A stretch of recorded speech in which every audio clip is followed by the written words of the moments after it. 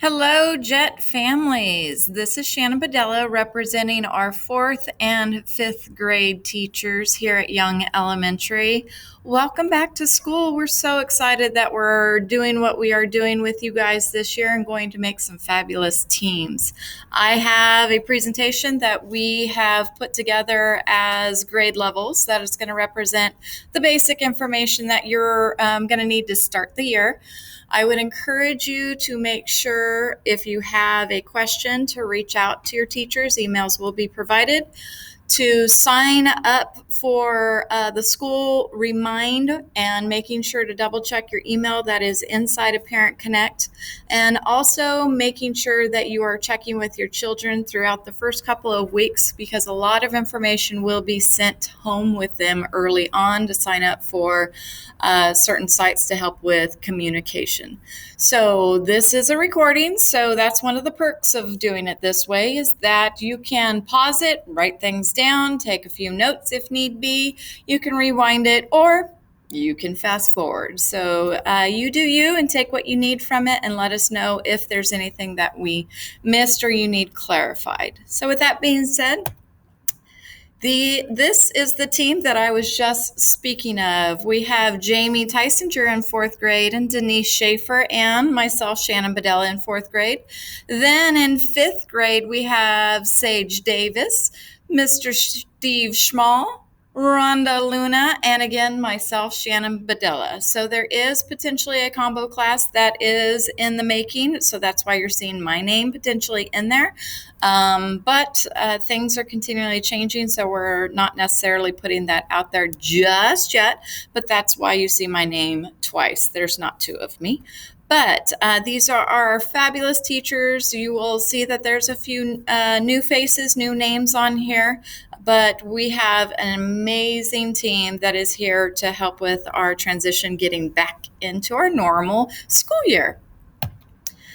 As far as communicating with your teachers, please allow for up to 24-hour grace period for getting back to you. I know that we send out information sometimes in the middle of the day because it's a quick notification, but it's not typical to immediately respond back to you if you have a question right at that time. So things that you might potentially see will be a message through Dojo or a post in the stream on Dojo. The Dojo sign up will be coming out once our class assignments have been made, and we can upload and find the passwords to get out to the students. So I would encourage you to make sure to sign up once your teacher sends home that passcode for you. There's always the good old traditional phone. However, they, during school hours, will not transfer the phone call into our classroom, but you can always leave a message with our ladies up in the front. And then a good old-fashioned way of doing it is our email. It's our first and our last name with cusd.com attached to it. You will see a either weekly or monthly newsletter that is sent out via email or our dojo. So those are great ways to check on what's going on inside of that particular classroom or that particular grade level. Usually we leave the campus stuff to Mrs. Gibson's talk with everybody. So this would be a little more personal to what's going on with the grade level. Let's dive right into behavior. So here at Young Elementary, we use the acronym FLY: focus, lead with your choices, and Y is standing for your words and actions matter. So these are pretty much our behaviors. You walk around the campus, you'll see signs and postage. It's our PBIS program that helps support the behavior student of setting our expectations for what we want them to be doing and encouraging them to do. So we refer to it quite a bit, and I would encourage you to also ask them about how they showed that they were flying at home.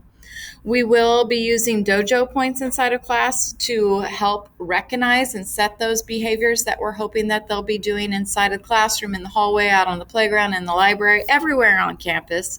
So it's a good way to see how they are interacting with others at school. Those fly points that they're getting in Dojo can be used potentially inside of our hangar. It's our school campus store. So usually on Friday, they will open it up and they'll be able to cash out their Dojo points there. We also have our care chips. Janet L. Young was who our school was named after, or is named after. She had always said you can pay somebody to do their job, but you can't pay them to care. So we have passed that on to our students by encouraging them to take ownership in their education and in their behaviors, by being able to recognize 2 students a month for being an individual that is focused, leading, or using their words and actions. So you'll see us start to put something together to recognize individuals inside of the classroom. We get 2 a month, and those 2 students get a special care chip. And if you want a little more information about that, Mrs. Gibson did show a representation of it inside of her talk with Mrs. Gibson. So you can go back and use that for a point of reference. Also, those students that earn it for the month, they get to go into a raffle, and then there's a bigger prize that ends up coming. Sometimes it's a gift card, sometimes it's a sweet little treat. So all kinds of little goodies for hoping to set the tone of what we're hoping them to do, and then in turn get a reward in return. Right off the bat, we know that this is a digital world, so we're going to help build the digital citizenship.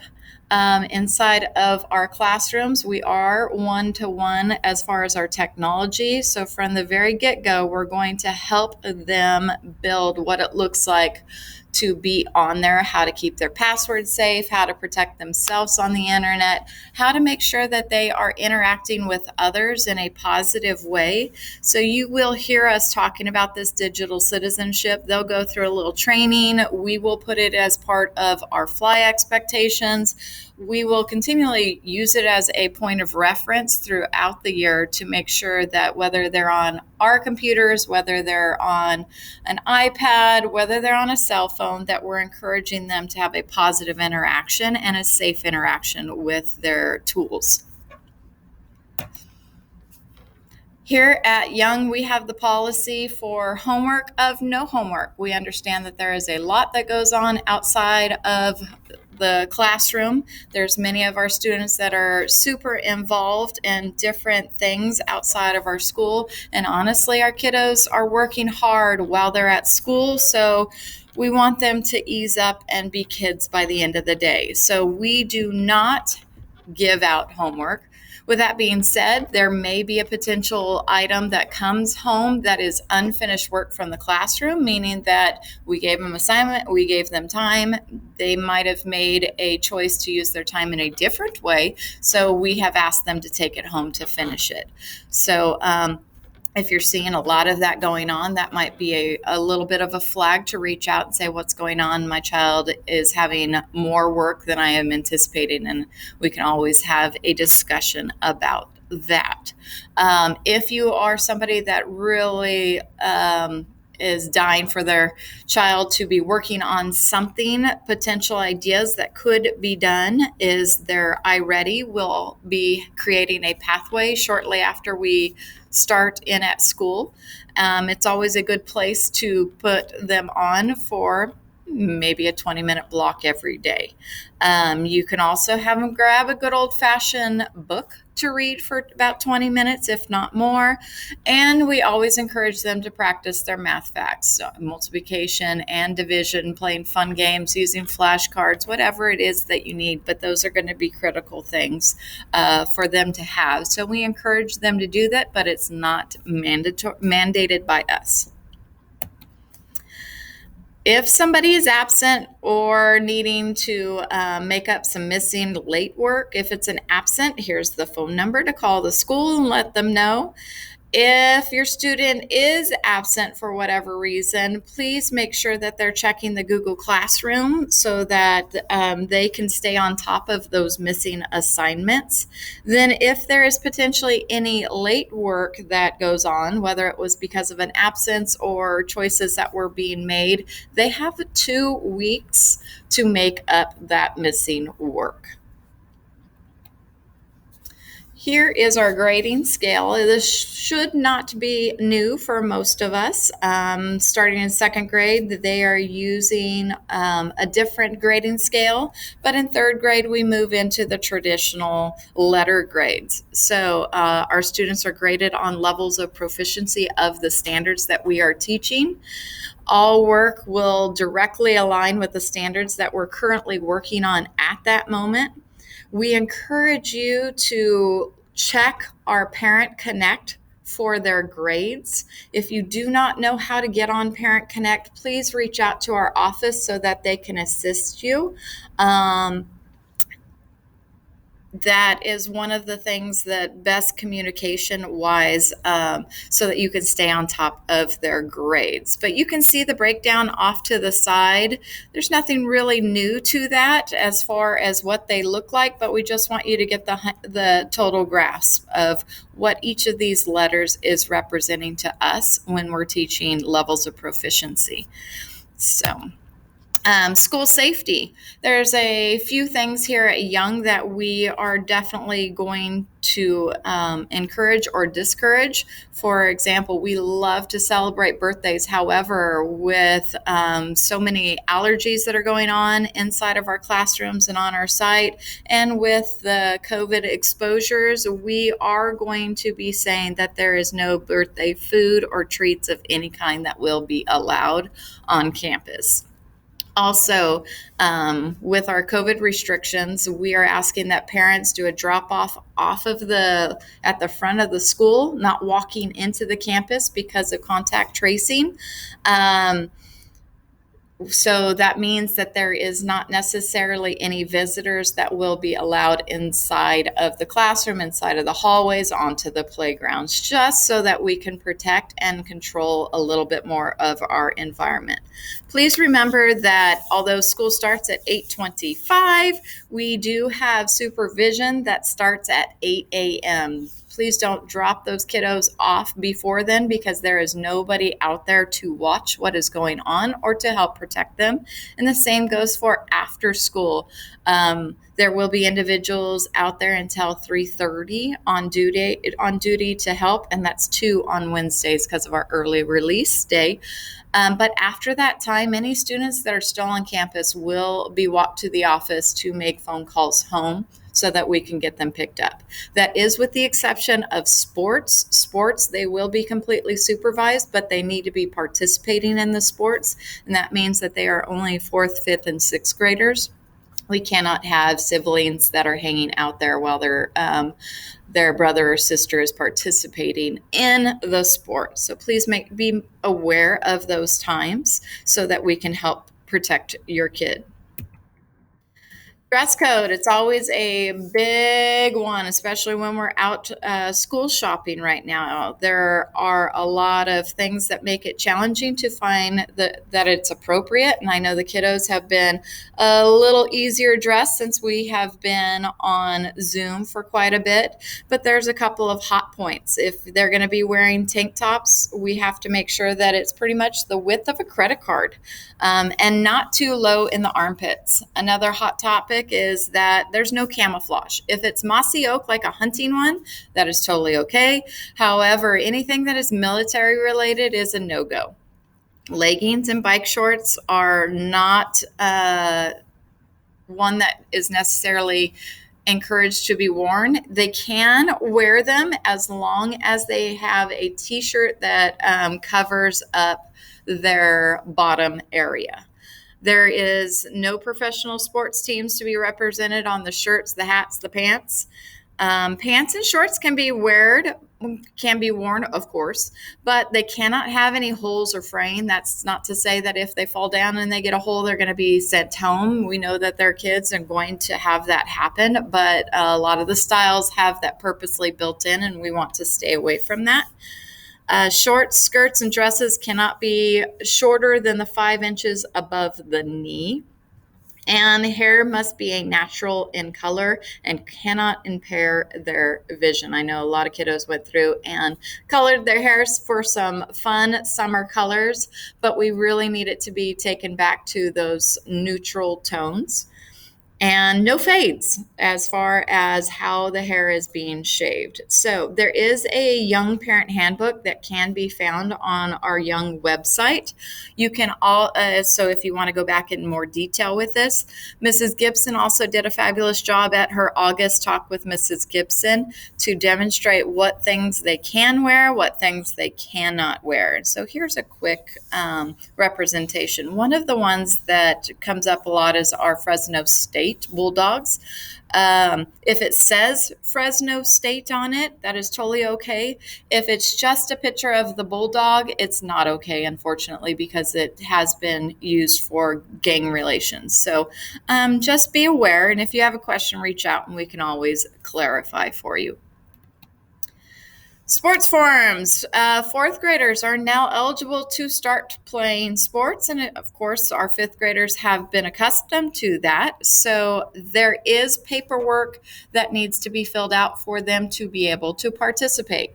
At back to school night, there will be a table that is out in the quad area so that they can go find a QR code to pull up the permission click to sign them up for doing a sport and getting all of their critical contact information in. Fall sports will be starting on the Tuesday of the first week of school. I think that's the 17th. So here are potentially what your student could be participating in. Fourth graders at this time can only be going out for cross country if they're choosing. That's a sport for 4, 5, and 6. Football is only for 5th and 6th graders, and girls volleyball is only for 5th and 6th also. So we encourage them to get that paperwork in so that they can be there at the start of the practices. And again, practices will start at 3:30 on that Tuesday if they have completed permission slips turned in. If they don't, we want to get them in as soon as possible so they can make it out to that. They would have practice Monday, Tuesday, Thursday, and Friday after school from 3:30 to 4:30. Awards for our hardworking students here on campus. We are doing our honor roll, which represents the GPA of 3.0 to 3.49. High honor roll to those earning a 3.5 to a 3.9. And Principal's Honor Award goes to those earning 4.0s. We also, as teachers, have the ability to choose up to 2 aviator badges every quarter.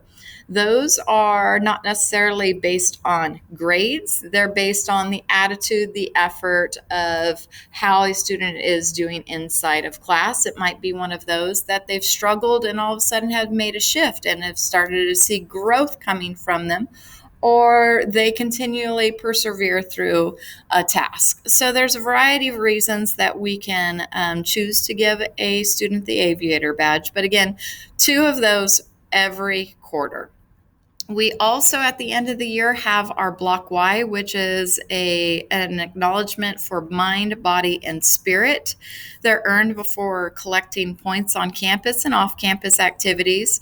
When the students show up, they will be getting a planner, and at the back end of the planner is a rough form of a tracker sheet. We will be working with the students to kind of keep track of things that they are participating in. We encourage you to check that frequently to see if they are missing things, if this is truly something they are working for at the end of the year. We want to make it a habit that they're doing check-ins every month to include things, and it's not something that last minute they're all trying to scramble to figure out what they did. So please be looking for the form. It does look like this. Each section, the mind section, has a lot to do with our academics. Our body has to do with the sports, and our spirit, how are you connecting with others and making connections on campus, off campus.